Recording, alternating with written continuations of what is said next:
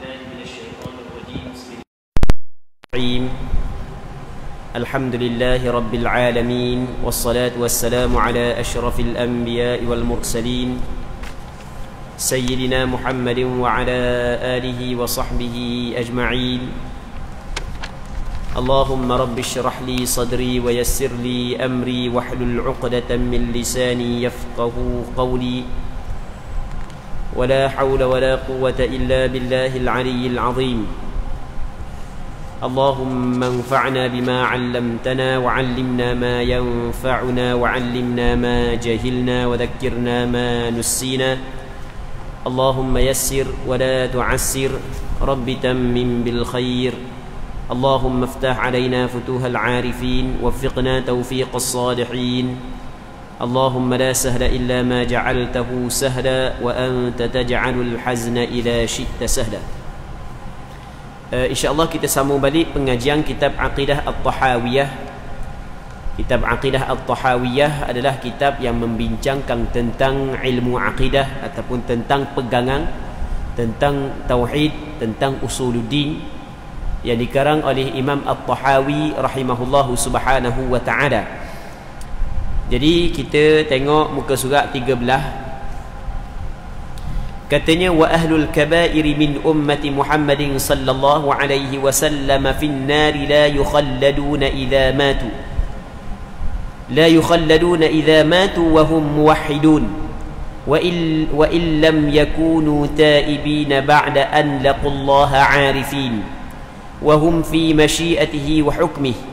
إن شاء غفر لهم وعفى عنهم بفضله إن شاء غفر لهم وعفى عنهم بفضله كما ذكر عز وجل في كتابه ويغفر ما دون ذلك لمن يشاء وإن شاء عذبهم في النار بعدله ثم يخرجهم منها برحمته وشفاعة الشافعين من أهل طاعته ثم يبعثهم إلى جنته. Maksudnya, para pelaku dosa besar daripada umat Nabi Muhammad sallallahu alaihi wasallam berada dalam neraka tetapi tidak kekal jika mereka mati dalam keadaan bertauhid, meskipun mereka belum bertaubat.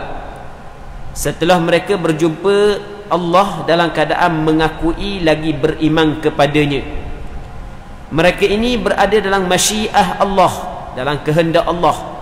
Jika mahu, jika Allah Ta'ala berkehendak, Dia mengampuni mereka dengan kurniaannya, sebagaimana disebut di dalam kitabnya, dan Dia mengampuni apa dosa yang selain syirik.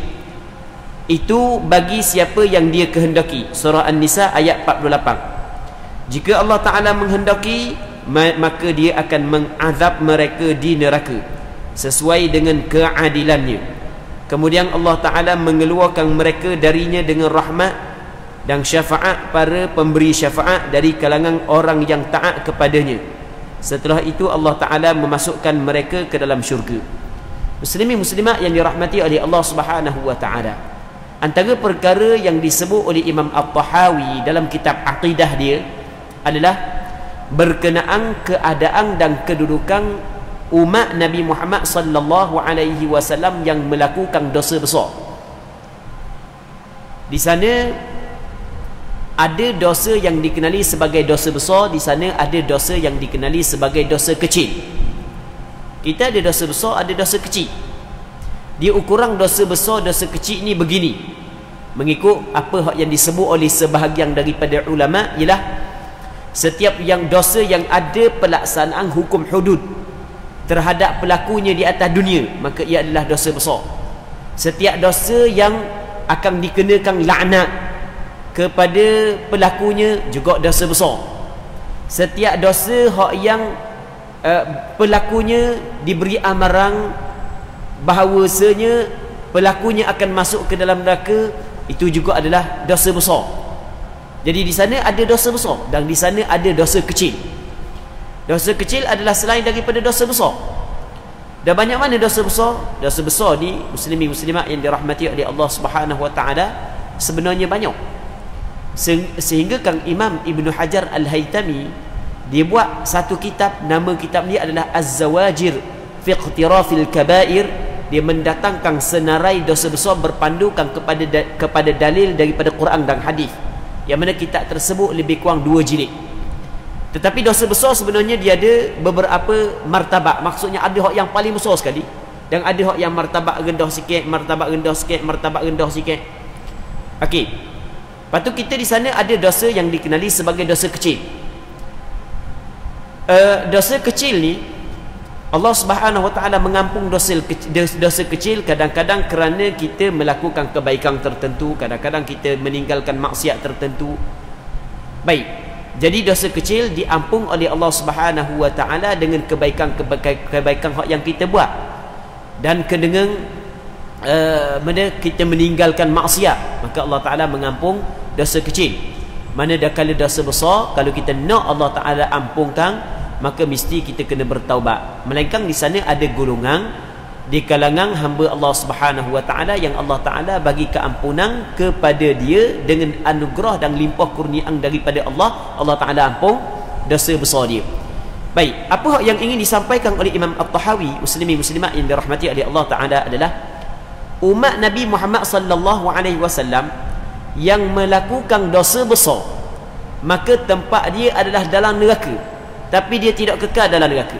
Ini nak khabar dagu tu. Umat Nabi Muhammad sallallahu alaihi wasallam yang melakukan dosa besar, dah kiralah benda dosa besar pun, dia akan duduk dalam neraka, cuma dia tidak akan kekal dalam neraka kalau dia mati masih lagi ada tauhid, walaupun sebesar zarah. Walaupun kecek iman akidah dia masih lagi ada dalam diri dia, walaupun sedikit, dia tidak kekal dalam neraka. Itu hak yang ingin disampaikan oleh Imam At-Tahawi. Jadi mana-mana pegangan yang mengatakan orang Islam yang melakukan dosa besar kekal dalam neraka, hak tu bukan pegangan Ahlus Sunnah wal Jamaah. Itu kita kena faham. Jadi kalau mana ada pandangan pegangan yang mengatakan orang Islam yang melakukan apa jua dosa besar kalau dia buat, dia akan kekal dalam neraka, itu bukan akidah Ahlus Sunnah wal Jamaah. Itu akidah yang terkeluar daripada Ahlus Sunnah wal Jamaah. Di sana ada pegangan puak-puak Khawarij yang mereka itu berpegang bahawasanya melakukan dosa besar menyebabkan kufur, menyebabkan dalam neraka . Baik, kita Ahlus Sunnah wal Jamaah tidak begitu. Tapi dengan syarat masa dia mati saat itu mesti kena ada tauhid, walaupun sebesar zarah. Dah ulama tahu mana benda ni, benda ghaib ulama kaji daripada Quran dan hadis. Di sana ada hadis Nabi sallallahu alaihi wasallam yang mana kata Nabi sallallahu alaihi wasallam, yakhruju minan nari man qala la ilaha illallah wa fi qalbihi mithqalu dzarratin min khair. Akan keluar daripada neraka Allah Subhanahu wa taala mereka yang mengucap perkataan la ilaha illallah sedangkan ada sebesar zarah daripada kebaikan. Maksudnya iman, masa dia mati masih lagi ada iman, walaupun kecil, pasti dia tidak akan kekal dalam neraka Allah Subhanahu wa taala. Walaupun mereka itu tidak bertaubat, kepada Allah sebelum daripada mereka itu berjumpa dengan Allah Subhanahu wa taala. Dan golongan yang melakukan dosa besar sebenarnya dia masih lagi berada di dalam masyiatillah. Masyiatillah ni maksudnya masyiatillah ni bahasa Arab. Cuma kadang-kadang kita ada cakap juga perkataan masyiatillah ni, kita cakap lagi dengan insya-Allah, jika Allah Taala kehendak. Syaa tu sama dengan masyiah. Jadi orang hak yang melakukan dosa besar, katakanlah orang tu ningisah, orang tu minum, orang tu curi, orang tu berzina. Allah, siang malang duk berzina, dia sembilan malang duk merokok, siang malang duk curi, tetapi masih lagi ada iman dalam diri dia walaupun sebesar zarah. Ni sebagai contoh, kalau dia mati dia masih lagi berada dalam masyiatillah, maksudnya kehendak Allah. Maksudnya boleh Allah Ta'ala berkehendak untuk mengampung dosa dia. Maksudnya mungkin Allah Ta'ala mengampung dosa dia, mungkin Allah Ta'ala tidak mengampung dosa dia. Orang yang melakukan dosa besar sebenarnya dia masih lagi dua pilihan. Maksud bukan pilihan dia, maksudnya masih lagi dalam dua. Mungkin Allah Ta'ala ampun dosa dia, mungkin Allah Ta'ala tidak ampun dosa dia. Sebab itulah kita tidak boleh bermudah-mudah meletakkan seseorang ke dalam neraka Allah Subhanahu wa Ta'ala. Walaupun dia saat itu di atas dunia orang macam-macam kejahatan dia buat, selama mana kita tidak tengok berlaku pada diri dia perkara yang mengeluarkan dia daripada agama Islam. Tidak boleh kita mudah-mudah mengatakan dia ni ahli neraka. Tidak boleh. Sebab orang yang mati dari kalangan orang beriman, walaupun ada sebesar zarah iman dalam diri dia, selama mana dia tidak melakukan dosa syirik, dia masih lagi berada dalam kehendak Allah. Mungkin Allah Ta'ala ampun dan mungkin Allah Ta'ala tidak mengampung dosa dia. Ini disebut secara jelas dalam Al-Quranul Karim.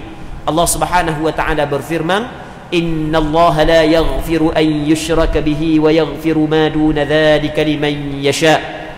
Sesungguhnya Allah Ta'ala tidak mengampung dosa syirik. Dosa syirik Allah Ta'ala tidak ampung. Sebab itulah kena berhati-hati dalam bercakap, kena berhati-hati dalam pegangan, kena berhati-hati dalam perbuatan. Kerana syirik mungkin terjadi dengan perkataan, mungkin terjadi dengan pegangan, dan mungkin terjadi dengan perbuatan seseorang. Baik, jadi kita kena berhati-hati, takut jatuh ke dalam syirik. Na'udzubillahi min dzalik. Dosa syirik Allah Ta'ala tidak ampun sama sekali. Tetapi wa yaghfiru ma duna dzalika liman yasha.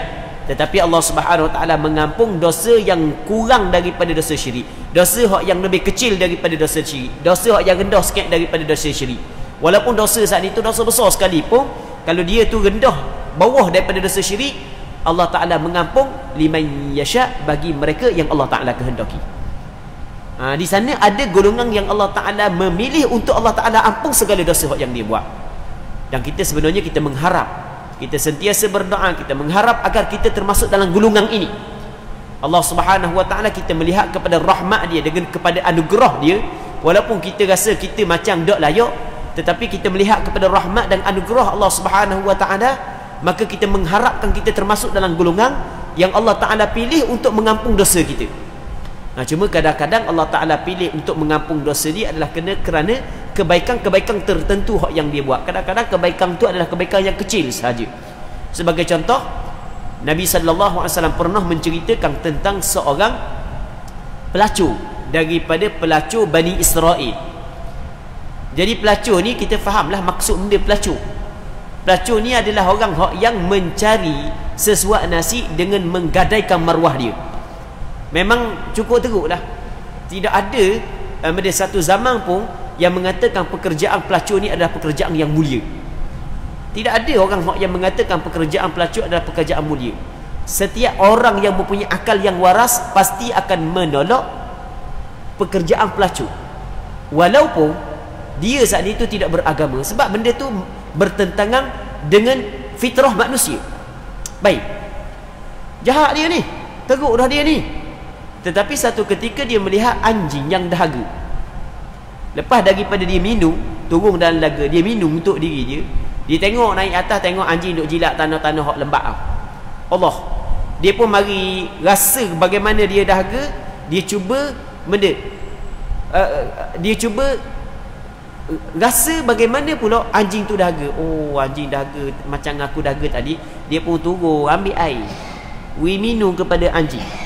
Tapi ketika dia buat perkara tersebut, Allah Ta'ala memandang dengan pandangan rahmah, sehingga Allah Subhanahu wa Ta'ala mengampung segala dosanya. Akhirnya Allah Ta'ala menjadikan dia sebagai ahli syurga. Adakala perkara yang kecil yang lain yang Allah Subhanahu wa Ta'ala ampung segala dosa yang dia buat, sebagaimana yang pernah disebut oleh Nabi SAW dalam satu hadis. Rasul kata, aku melihat seorang lelaki yang pergi mari dalam syurga. Maksudnya menikmati nikmat syurga adalah kerana dia membuang perkara yang menghalang dan mengganggu di tengah jalan. Ada benda yang melentang, yang mengganggu orang tengah jalan, dia buang benda tu. Ketika dia lakukan perkara tersebut, Allah Ta'ala memandang dengan pandangan rahmat, sehingga Allah Subhanahu wa Ta'ala mengampung segala dosa dia. Allah, muslimin muslimat yang dirahmati oleh Allah Subhanahu wa Ta'ala. Jadi orang yang melakukan dosa, ketika dia mati masih lagi ada iman dalam diri dia, maka dia masih lagi dalam kehendak Allah. Mungkin Allah Ta'ala ampun dia, dengan kurniaan, anugerah dan rahmat daripada Allah, dan mungkin Allah Subhanahu Wa Taala seksa dengan tempoh yang Allah Taala kehendak. Tapi ketika Allah Taala seksa dia, sebenarnya Allah Taala sedikit pun tidak menzalimi dia, kerana Allah Taala seksa dia adalah balasan di atas pilihan dia untuk melakukan kejahatan.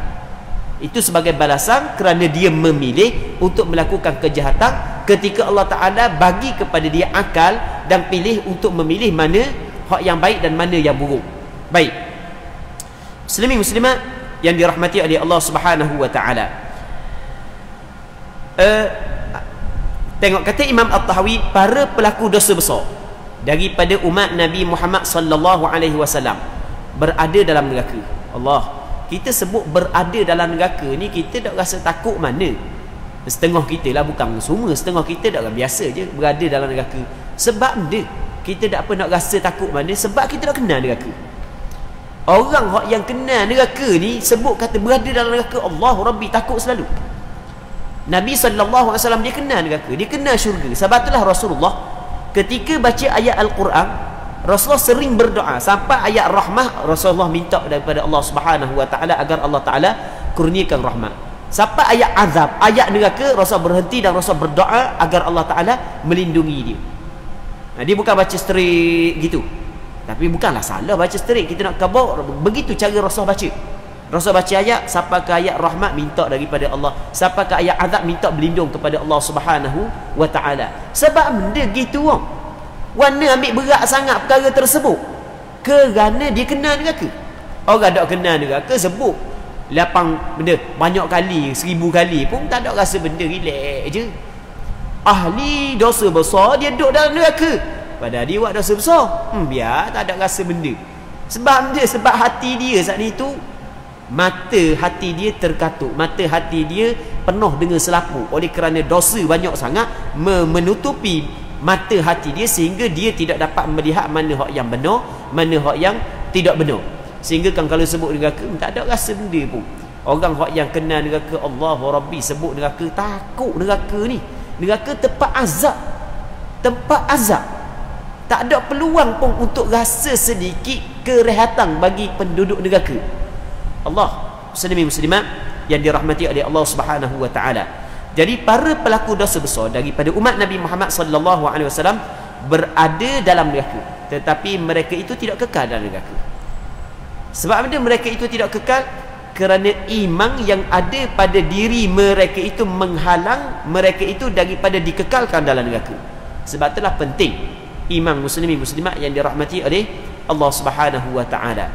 Sebab itulah kalau kita tengok perjuangan Nabi sallallahu alaihi wasallam ketika berada di Mekah adalah berkait dengan akidah. Itu peringkat awal, berkait dengan akidah, penekanan daripada sudut akidah.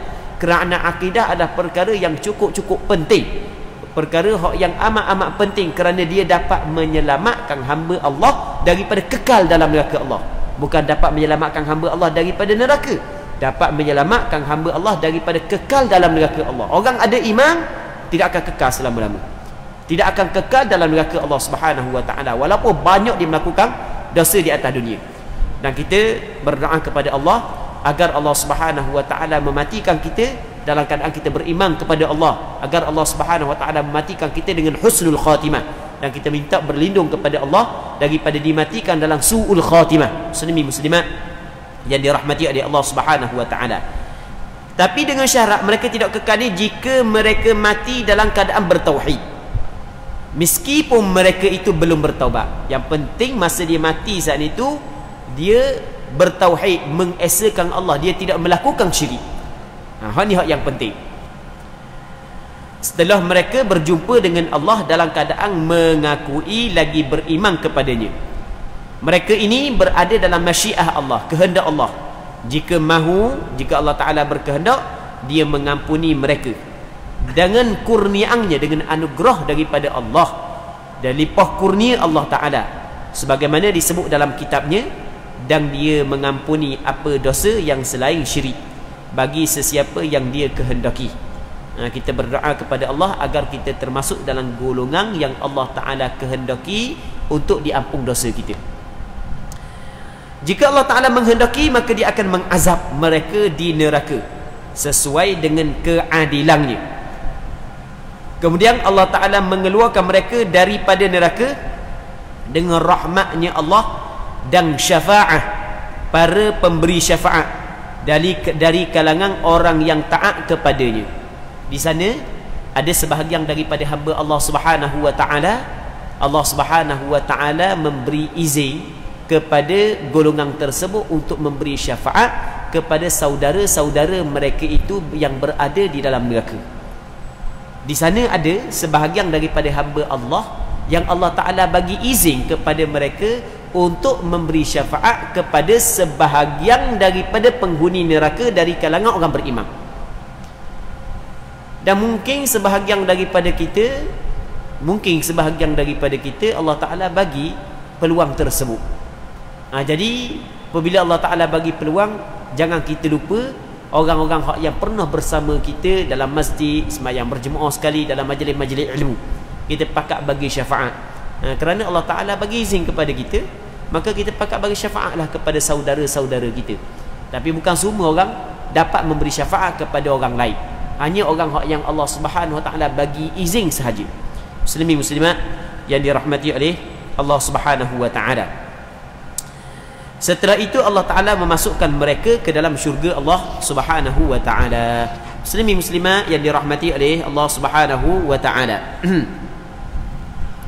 Seterusnya kata Imam At-Tahawi, وَذَلِكَ بِأَنَّ اللَّهَ تَعَالَى تَوَلَّى أَهْلَ مَعْرِفَتِهِ وَلَمْ يَجْعَلْهُمْ فِي الدَّارَيْنِ كَأَهْلِ نَكَرَتِهِ الَّذِينَ خَابُوا مِنْ هِدَايَتِهِ وَلَمْ يَنَالُوا مِنْ وِلَايَتِهِ اللهم ولي الإسلام وأهله ثبتنا على الإسلام حتى نلقاك به. Baik, maksudnya sebab adanya perbezaan di antara orang kafir dengan orang Islam, walaupun orang Islam saat itu melakukan banyak kejahatan. Apa ada perbezaan? Orang kafir mati dalam keadaan kafir, kekal dalam neraka. Orang Islam, orang yang beriman, walaupun dia melakukan banyak maksiat di atas dunia, dia tidak kekal dalam neraka. Sebab dia hal ini kerana Allah Ta'ala menolong orang-orang yang mengenalnya. Orang yang kenal Allah, Allah Ta'ala bagi pertolongan. Orang yang kenal Allah di sini adalah orang-orang yang beriman. Sebab tu dalam Al-Quranul Karim Allah Subhanahu wa Ta'ala berfirman, Allah waliyul ladzina amanu. Allah adalah pembantu kepada orang-orang yang beriman. Kerana orang yang beriman sahaja yang kenal Allah sehingga mereka beriman kepada Allah. Manakala orang kafir dia tidak kenal Allah, sebab itulah dia kufur kepada Allah Subhanahu wa Ta'ala. Baik. Jadi kerana Allah Ta'ala menolong orang-orang yang mengenalnya, dan dia tidak akan memperlakukan mereka di dunia dan di akhirat sebagaimana orang-orang yang engkar kepadanya. Jadi Allah Ta'ala tidak buat kepada orang yang kenal Allah Ta'ala sebagaimana Allah Ta'ala buat kepada orang yang engkar kepada Allah Subhanahu wa Ta'ala, orang yang kufur, iaitu orang-orang yang menyimpang dari hidayahnya dan tidak mendapat pertolongannya. Lalu Imam At-Tahawi berdoa, Ya Allah, Ya Allah, pemelihara Islam, Allah Ta'ala yang memelihara Islam, dan para penganut Islam, Allah Ta'ala yang memelihara orang-orang Islam. Ya Allah, Ya waliyal Islam, Ya waliya ahli Islam, teguhkanlah kami dalam memeluk agama Islam sehingga kami berjumpa denganmu. Muslimin muslimat yang dirahmati oleh Allah Subhanahu wa Ta'ala. Dan kalau kita tengok, antara doa yang paling banyak Rasul baca adalah doa yang seumpama doa ni. Dalam hadis yang diriwayat daripada Ummu Salamah, ketika ada seorang mari tanya kepada Ummu Salamah, apakah doa yang paling banyak Rasul baca ketika sampai giliranmu? Kata Ummu Salamah, doa yang paling banyak Rasul baca adalah Ya muqallibal qulub, tsabbit qalbi ala dinik. Wahai Tuhan yang membolak-balikkan hati, tetapkan hatiku di atas agamamu. Tengok, Rasulullah sentiasa minta kepada Allah. Rasulullah orang yang terjamin dah, tapi Rasulullah baca kerap kali, banyak sangat baca doa ni adalah kerana nak mengajar, di samping nak bersyukur di atas nikmat yang Allah Ta'ala bagi kepada dia, begitu juga nak mengajar kepada umat dia agar sentiasa minta perlindungan kepada Allah, agar sentiasa berbohong daripada Allah, agar Allah Ta'ala bagi ketetapan hidayah kepada kita sehingga kita bertemu dengan Allah Subhanahu wa Ta'ala. Muslimin muslimat yang dirahmati oleh Allah Subhanahu wa Ta'ala, jadi untuk kita Aqidah At-Tahawiyah kita berhenti sini dulu. Kita baca kitab yang kedua, iaitu kitab Bustanul Arifin. InsyaAllah sebelum daripada kita berhenti, habis kita baca kitab Bustanul Arifin, kita buka soalan sekejap. Kalau sekiranya ada pertanyaan benda, kita buka soalan sekejap untuk kita jawab kemusykilan pertanyaan daripada ahli jemaah kita. Baik. Bismillah wassalatu wassalamu ala Rasulillah wa ala alihi wa sahbihi wa man walah. Allahumma la sahla illa ma ja'altahu sahla wa anta taj'alul hazna idza syi'ta sahla. Kita sambung balik pengajian kitab Bustanul Arifin. Yang dimaksud dengan Bustanul Arifin adalah tamang-tamang orang yang kenal Allah Subhanahu wa Ta'ala, yang dikarang oleh Imam An-Nawawi rahimahullahu subhanahu wa ta'ala. Jadi orang yang nak rapat dengan Allah Subhanahu wa Ta'ala, orang yang tidak hati, tidak bergantung dengan dunia, maka kitab ni seperti kebun dan tamang bagi dia. Sebagaimana kita pergi di tamang ke, kita pergi di ladang ke, kita pergi di kebun ke, hati kita tenang. Ada segabuk dah dengan kesibukan dunia. Begitu juga kitab-kitab ni memang cukup sesuai bagi orang yang ingin mendapat keredaan Allah Subhanahu wa Ta'ala. Baik. Kita tengok hadis yang ke-25. Hadis yang ke-25, wasiat Nabi sallallahu alaihi wasallam kepada Abdullah bin Abbas radhiyallahu anhuma. Hadis yang ke-25 daripada kitab Bustanul Arifin adalah pesanan Rasulullah kepada Abdullah bin Abbas. Abdullah bin Abbas ni siapa? Muslimin muslimat yang dirahmati oleh Allah Subhanahu wa Ta'ala, Abdullah bin Abbas adalah sepupu Nabi sallallahu alaihi wasallam. Kerana Abbas adalah pak saudara Rasulullah. Abdullah bin Abbas ketika Rasul masih hidup, dia kanak-kanak lagi. Maksudnya dak balik lagi, dia budak lagi. Tetapi Allah Ta'ala bagi kepada dia cerdik. Dia cerdik. Dia tidak sama dengan budak-budak zaman kita. Maksudnya budak-budak, ramai-ramai budak yang lain. Dia mikir dia adalah untuk melakukan perkara yang memberi manfaat kepada dia untuk kehidupan yang lagi akan datang. Sebab itulah dia tidak melepaskan peluang bersama dengan Nabi sallallahu alaihi wasallam untuk mengutip ilmu yang datang daripada Rasulullah sallallahu alaihi wasallam. Dan dia mempunyai lidah yang pandai bertanya, dan dia mempunyai akal yang pandai berfikir. Dia pandai tanya, dia pandai berfikir, dia ingat pula. Itu kelebihan yang Allah Ta'ala bagi kepada Abdullah bin Abbas. Jadi dalam satu masa, dalam satu ketika, Rasulullah sallallahu alaihi wasallam duduk depan kenderaan, dia duduk di belakang. Dia menjadi pembonceng Nabi sallallahu alaihi wasallam pada satu ketika. Maka Nabi sallallahu alaihi wasallam khabar kepada dia, "Munak dak? Aku nak ajar kepadamu beberapa kalimah." Okey, kita baca hadis dulu. Katanya Ani bin Abbas radhiyallahu taala anhuma qal kuntu khalfan nabiy sallallahu alaihi wasallam yawman faqal ya ghulam inni uallimuka kalimat ihfazillaha yahfazka ihfazillaha tajidhu tujahaka idza sa'alta fas'alillah wa idza ista'anta fasta'in billah wa'lam anna al-ummata law ijtama'at ala an yanfa'uka bi shay'in lam yanfa'uka illa bi shay'in qad katabahu Allah lak wa in ijtama'u ala an yadurruka bi shay'in lam yadurruka illa bi shay'in qad katabahu Allah 'alayk rufi'atil aqlam wa jaffatis suhuf rawahu at-Tirmidzi wa qala hadithun hasanun sahih wa fi riwayati ghairi at-Tirmidzi ihfazillaha tajidhu amamaka ta'arraf ila Allah fi ar-rakha' ya'rifka fi ash-shiddah wa'lam أن ما أخطأك لم يكن ليصيبك وما أصابك لم يكن ليخطئك واعلم أن النصر مع الصبر وأن الفرج مع الكرب وأن مع العسر يسرا. Maksud dia daripada Abdullah bin Abbas radhiyallahu anhuma berkata, pada suatu hari saya membonceng baginda sallallahu alaihi wasallam. Bukan naik motor sebab di zaman Rasul tak ada motor. Ni naik kenderaan, naik kenderaan binatang ataupun naik binatang tunggangan. Lalu baginda sallallahu alaihi wasallam berkata, wahai anak muda. Dia tak makna anak muda, dia gulam ni maksudnya budak. Wahai budak, sesungguhnya aku mahu mengajar engkau beberapa perkataan. Aku nak ajar kepadamu beberapa perkataan.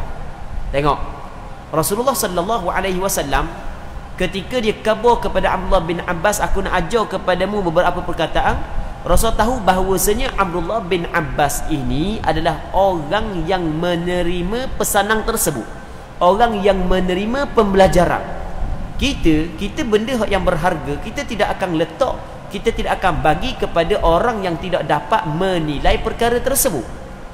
Ataupun ulama dulu kata mana? Ulama dulu dalam beberapa kitab mereka kata, kita tidak akan meletakkan kalung yang mahal di tekak babi, sebab babi dia tidak mengambil manfaat daripada perkara tersebut.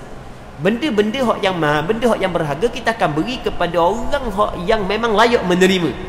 Abdullah bin Abbas walaupun dia kecil, tapi dia adalah orang yang layak menerima, dan dia memang berpegang sungguh dengan apa yang disebut oleh Nabi sallallahu alaihi wasallam.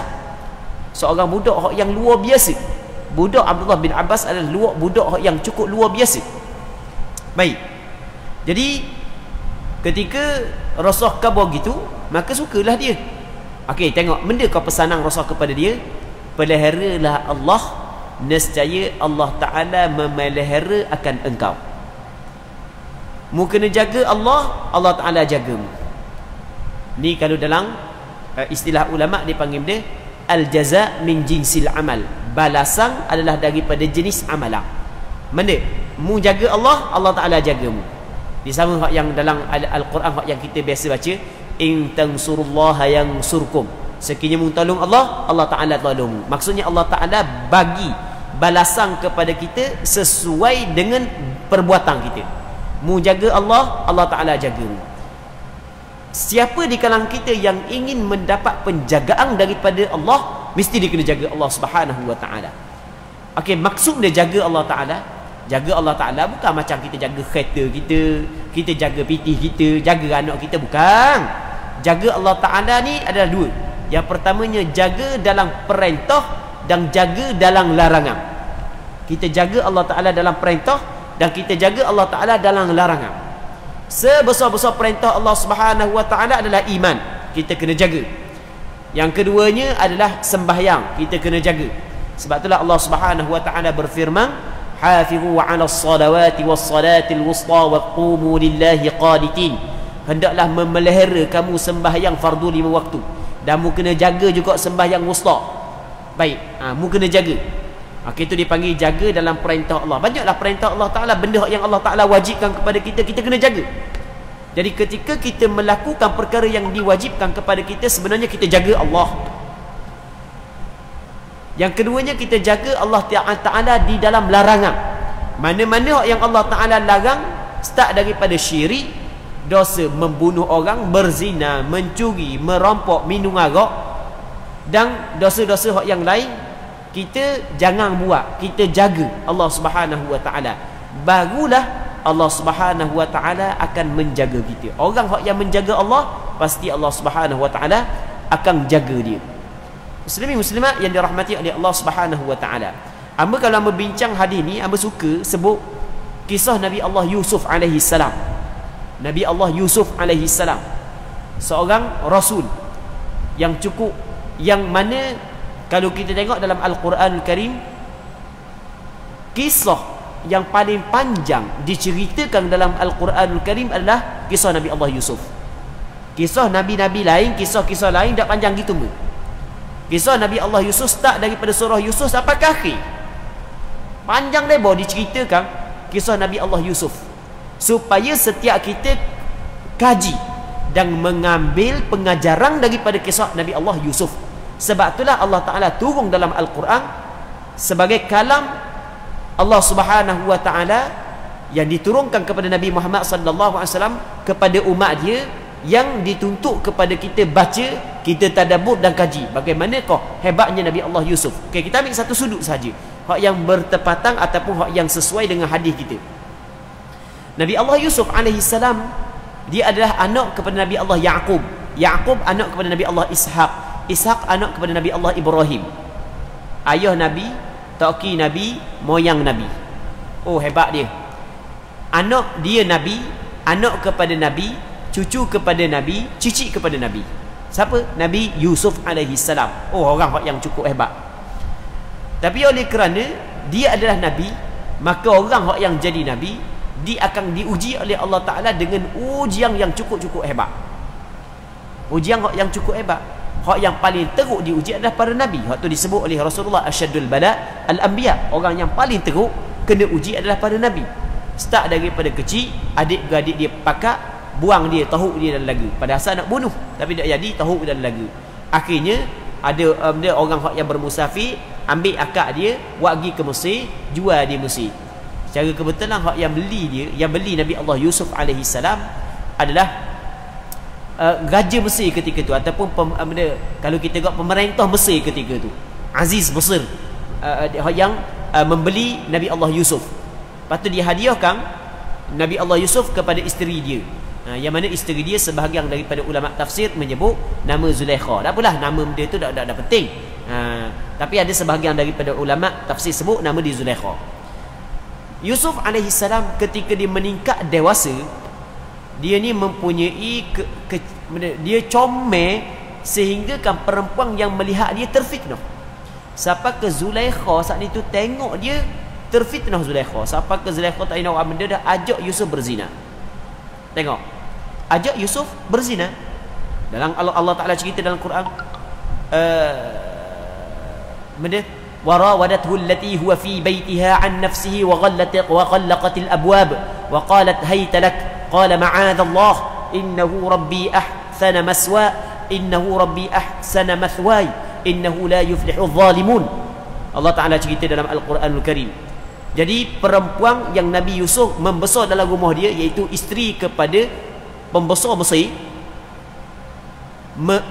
memujuk Nabi Allah Yusuf untuk berzina. Dia kunci habis pintu istana dia. Dia kata wa qalat haytalak, mari aku telah bersiap untukmu. Okey, tengok, Nabi Allah Yusuf adalah Nabi. Nabi walaupun Nabi, dia manusia. Dia manusia. Nabi dia adalah manusia. Ketika dia saat itu dipujuk oleh Zulaikha untuk berzina, benda yang dikata qala ma'adzallah, aku berlindung kepada Allah Subhanahu wa taala. Sesungguhnya suamimu adalah tuanku. Dia beri kepada aku kebaikan. Takkan aku nak buat balas keburukan kepada dia. Zulaikha tak puas hati. Zulaikha kejar. Nak berkah Yusuf. Lalu kita kau, orang puangnya kejar orang lelaki. Yusuf tengok Zulaikha kejar dia, Yusuf lari. Lari. Zulaikha ngak, gabuk ni pegang baju belakang, cari gabuk baju belakang. Terserepok dengan suami Zulaikha di depan muka pintu. Suami Zulaikha ni pembesar. Banyak mana dia menjatuhkan hukuman bunuh kepada pesalah-pesalah daripada rakyat-rakyat dia. Jadi ketika jumpa terserepok dengan suami Zulaikha, maka Zulaikhanya pusing cerita. Dia kata Yusuf yang nak buat khianat kepada dia. Tu dia. Qalat ma jazaa'u man arada bi ahlika su'an illa an yusjana aw 'adzabun alim. Tengok Allah Ta'ala cerita dalam Quran, tak ada dah balasan bagi orang yang nak buat jahat kepada isterimu, melainkan dia kena penjara ataupun kena azab yang teruk. Allah, kita kalau kita tengok biasanya kita ni ataupun manusia ni, kalau bini kebor dia akan kedengar bini, tidak dengar orang lain. Biasa begitu, tanpa kaji terlebih dahulu. Naik angin lalu dah, panas lalu dah, naik minyak lalu dah, siap dah nak kata benda dah, orang tu tak nak bela diri dah. Tapi Yusuf kata dah, dia hak yang goda aku. Cuba kita tengok. Maka suami dia bagi tempoh kepada Yusuf untuk cari bukti. Yusuf AS dia meninggal, dia jaga Allah Ta'ala, maka Allah Ta'ala jaga dia.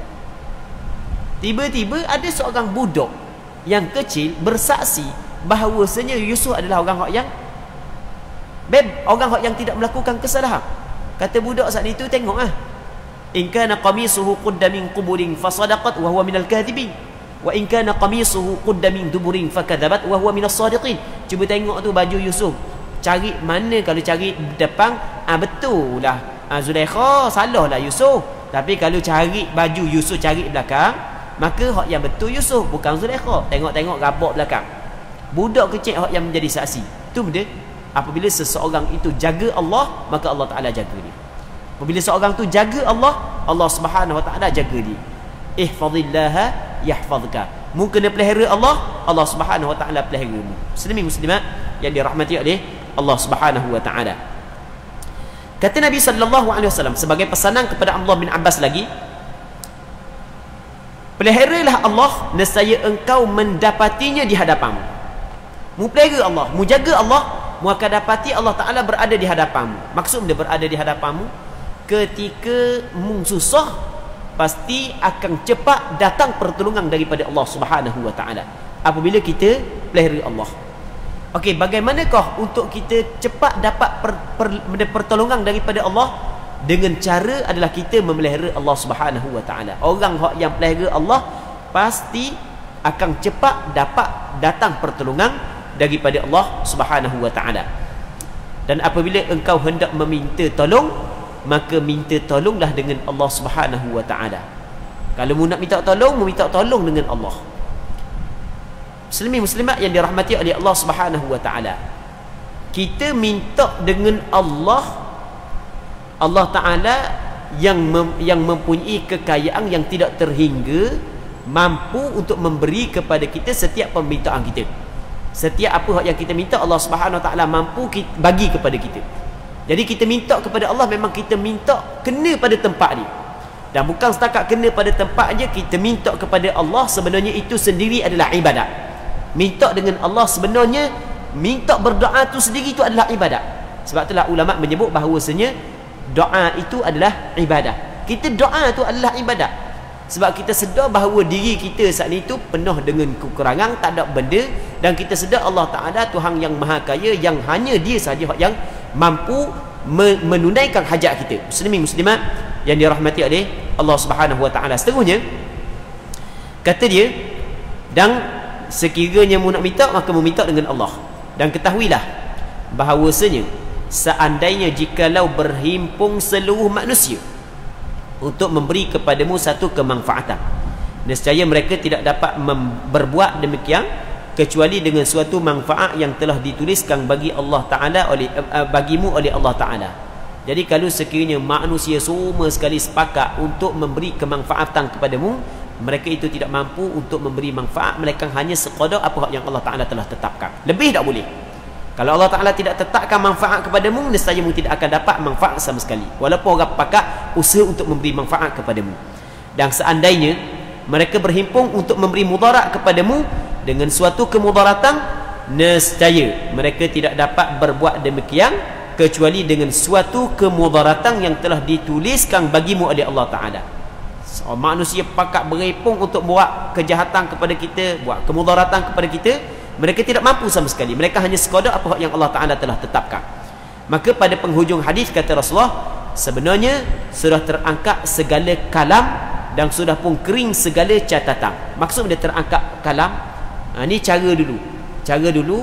Okey, apabila kita tulis, selama mana kita dah akad lagi, kalang ni duduk atas kertas, dah habis lagi tulis. Kalau akad dah, maka bermakna selesai dah kita tulis. Okey, itu yang pertama. Yang keduanya, selama mana dak kering dakwah, selama tu boleh kita rabah, dan kering dakwah dah nak rabah dah. Jadi maksudnya benda hak yang berlaku semuanya tersurat. Semuanya telah tersurat di dalam Lauh Mahfuz. Dia tidak akan berubah sama sekali.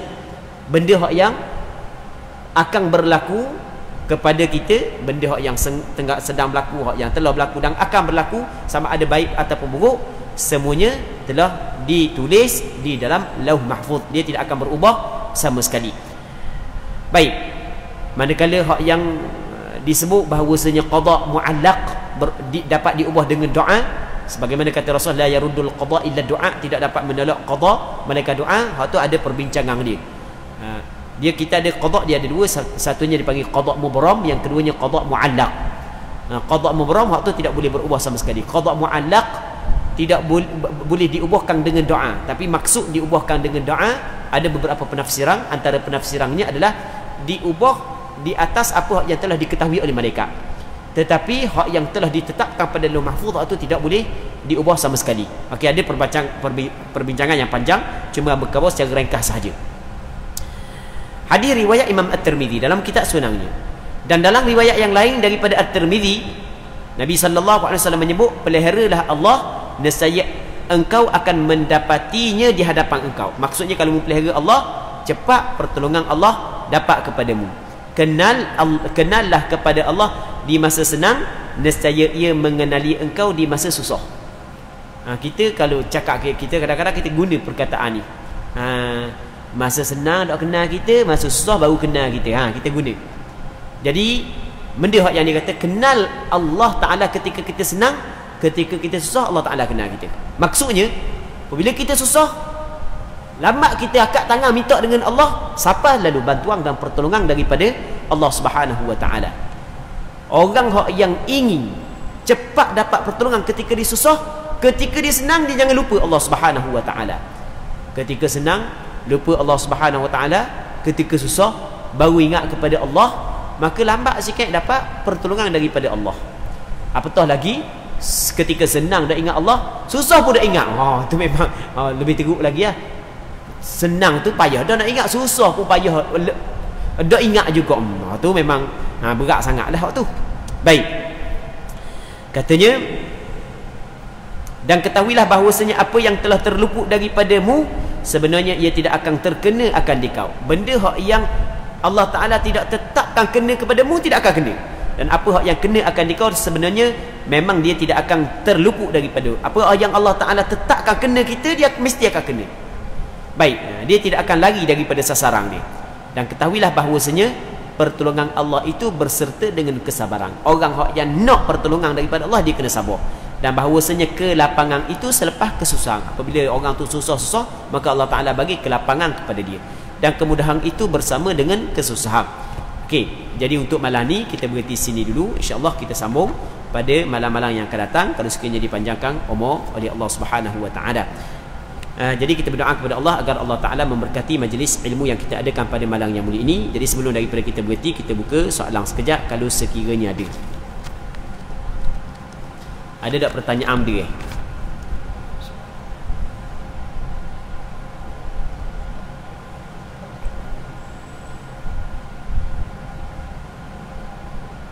Ada.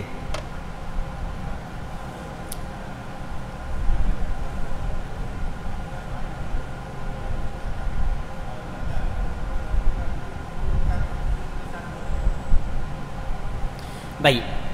Jadi yang pertama sekali kita kena meyakini bahawasanya kebaikan dan keburukan adalah dicipta oleh Allah Subhanahu Wa Ta'ala. Okey, itu yang pertama.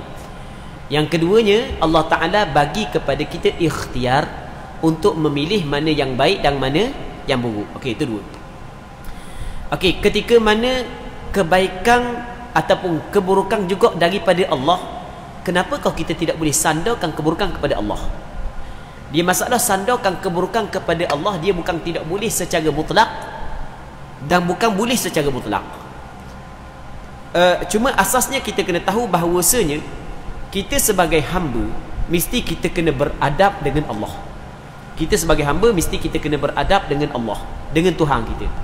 Maka di antara beradab yang perlu, yang ditekankan oleh agama kita kepada Allah Ta'ala adalah kebaikan kita tidak boleh, keburukan kita tidak boleh sandar kepada Allah, bahkan kita kena sandar kepada diri kita sendiri. Maksudnya daripada sudut adab, tidak boleh kita sandarkan keburukan kepada Allah, walaupun pada hakikatnya keburukan dan kebaikan semuanya datang daripada Allah. Okey, jelaskan di situ. Sebab itulah kalau kita tengok dalam Al-Quranul Karim, Allah Ta'ala ajar kepada kita tentang adab ini. Dalam surah Jin, Allah Ta'ala sebut lagu mana? Perkataan jin, wa anna la nadri asyarrun urida biman fil ardi am arada bihim rabbuhum rasyada. Kami tidak mengetahui. Wa anna la nadri, sesungguhnya kami tidak mengetahui. Wa anna la nadri, la nadri asyarrun urida biman fil ard, adakah kejahatan yang telah dikehendaki kepada penghuni bumi, am arada bihim rabbuhum rasyada, ataupun Allah Taala Tuhan mereka itu yang berkehendak kepada mereka itu petunjuk. Jadi ketika kejahatan dikata lagu mana, kami tidak mengetahui adakah kejahatan dikehendaki kepada penduduk bumi. Dia tidak kata Allah Taala menghendaki, dia kata gitu. Ataupun Tuhan mereka itu yang menghendaki kepada mereka itu kebaikan. Tapi dalam masalah kebaikan petunjuk, dia kata Allah Ta'ala yang menghendaki. Begitu juga dalam ayat yang lain yang menceritakan tentang Nabi Ibrahim. Nabi Ibrahim kata lagu mana? Wa idza maridtu fahuwa yashfi. Apabila aku sakit, maka Allah Ta'ala yang menyembuh aku. Dia yang menyembuh aku. Masalah sakit, dia tidak kata mana? Apabila Allah Ta'ala bagi kepada aku kesakitan, dia tak kata lagu tu. Tapi dia kata aku sakit, dia nisbahkan sakit kepada diri dia. Tetapi nisbah penyembuhan, dia nisbah kepada Allah Subhanahu Wa Ta'ala. Dia tak kata aku sembuh, tapi dia kata Allah Ta'ala menyembuhkan aku. Jadi nak cerita benda, nak ceritanya daripada sudut beradab, tidak boleh kita sandarkan keburukan kepada Allah. Tetapi dalam hal-hal tertentu boleh kita sandarkan kejahatan kepada Allah Subhanahu Wa Ta'ala. Sebagai contoh, setelah daripada kita bertaubat, tiba ada orang saat ni tu cela kita di atas kejahatan hak yang kita buat, maka ketika tu boleh kita kata nawawana Allah Ta'ala hak yang tetapkan begitu. Boleh. Setelah kita bertaubat, lepas tu kita tak akan buat dah, tiba-tiba orang kata lagi kepada kita kejahatan tersebut, maka boleh kita guna hujah tersebut. Dalilnya Nabi Musa dia berdebat dengan Nabi Adam alaihissalam. Okey, ni disebut dalam hadis. Nabi Musa berdebat dengan Nabi Adam. Nabi Musa kata lagi, mung Adam, punca daripada mung Allah Ta'ala keluar mung daripada syurga, dan anak cucu mung pun keluar daripada syurga. Tengok. Jadi sekarang ni Nabi Musa meletakkan anak cucu sekarang ni duduk dua syurga adalah dengan sebab kesalahan yang dilakukan oleh Nabi Adam. Kalau tidak makan buah khuldi, anak cucu dia lepas duduk dalam syurga sampai ke sekarang. Maka tengok apa jawab Nabi Adam. Nabi Adam kata jawab, mung kalimullah, mung Allah Ta'ala meletakkan kedudukan yang cukup mulia.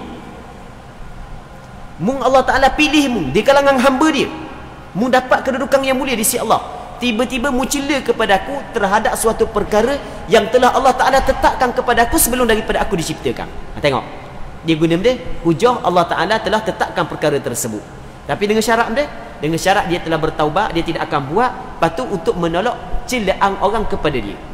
Tapi kalau dia tidak bertaubat, tak boleh. Dapat apa dah semayang? Nawawana Tuhan tetap gitu. Itu tak boleh. Hak tu dosa besar. Sebab dia, sebab dia cuba menghalalkan kejahatan hak yang dia buat dengan kembalikan kepada Allah Ta'ala perkara tersebut. Hak tu tak boleh. Dia cuba nak menghalalkan perbuatan hak yang dia nak cuba menghalalkan kejahatan yang dia buat. Dia kata Allah Subhanahu Wa Ta'ala tetapkan. Hak tu tidak boleh. Okey jelas wallahu a'lam. Jadi untuk malam ni sini dulu, insya-Allah kita sambung semula. Wallahu Subhanahu Wa Ta'ala a'la wa a'lam. Sallallahu ala sayyidina Muhammad wa ala alihi wa sahbihi ajma'in. Walhamdulillahi rabbil alamin.